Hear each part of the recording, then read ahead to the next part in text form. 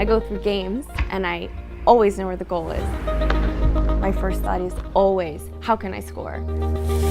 I think it's actually really peaceful to come to the field by yourself with a bag of balls, and that's how I grew up playing since I was 6 years old. Being on the national team, being a professional, it's about scoring. That's my job. I'm a forward. It's a game of inches and just little margins, so that's where the training comes in. You can hit the ball a little bit to the right or to the left. It's so hard to control.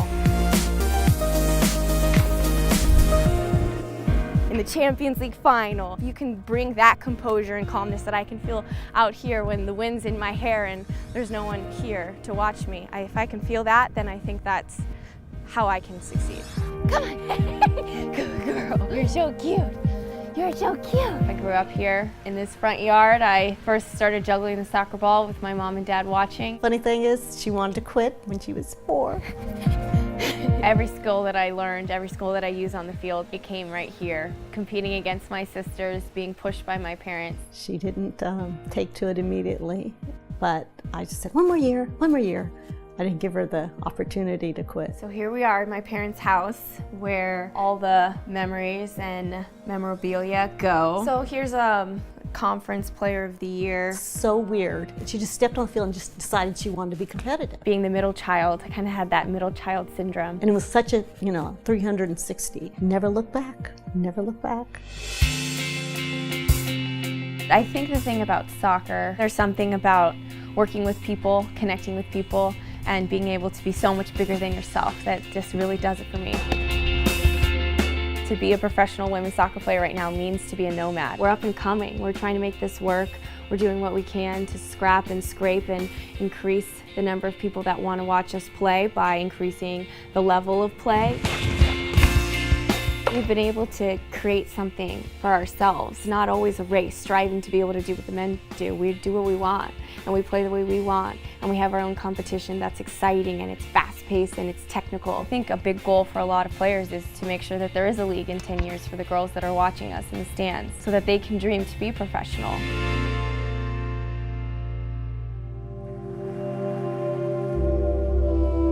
My little sister just got back from a 3.5-month trip to India where she studied Vedic meditation. And a couple years ago, we all learned how to meditate. And it's been so fascinating to see how that's affected my soccer game. Just finding a comfort in yourself, reducing stress, peace of mind, and learning to accept the ups and downs of life. Soccer is just a microcosm of life. You fail and you miss passes and you feel like a failure and you let your teammates down and you have to deal with that.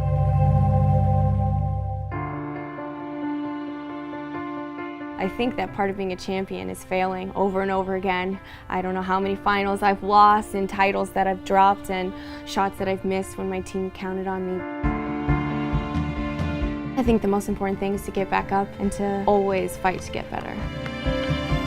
All your focus is on what you're doing. You're not thinking, oh, I missed that shot, or oh, my parents are in the stands. You're just doing what you love. You lose all your trains of thought, and you're just in it. You can just play so free. When you have that moment of clarity and you see the net and the ball flies, you know it's much more than a game. You know that you're playing for so much more. It's a beautiful game because people fall in love with it, and when you fall in love with it, it can change you. I'm Christen Press, and I'm next.